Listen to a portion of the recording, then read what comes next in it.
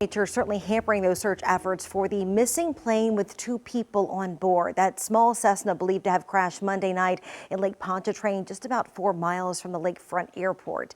The owner of the plane says an instructor in her 20s and a student on board are sadly believed to be dead.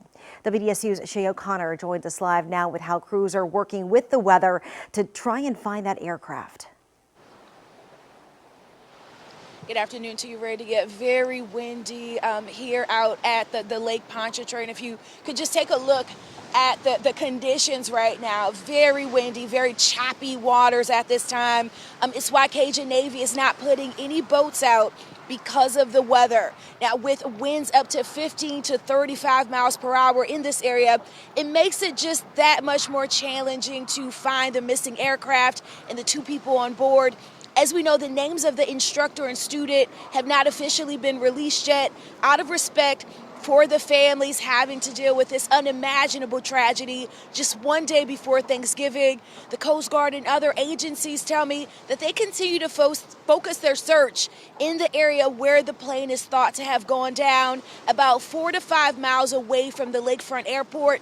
Today, Cajun Navy officials tell me they put up a seaplane and flew 2 grid patterns. They were unable to find any more debris, and it's likely the plane could be stuck underneath the water. That's what we're hearing. It's very likely that the impact was severe. The airframe probably did not stay intact, and the what was left of it probably went all the way down to the bottom. Might have even been submerged in some mud, because we're only talking about 15, 16 feet of water. And the bottom of Lake Pontchartrain is very much like grits. It's not a hard bottom in the middle. And so that's going to present its own challenges.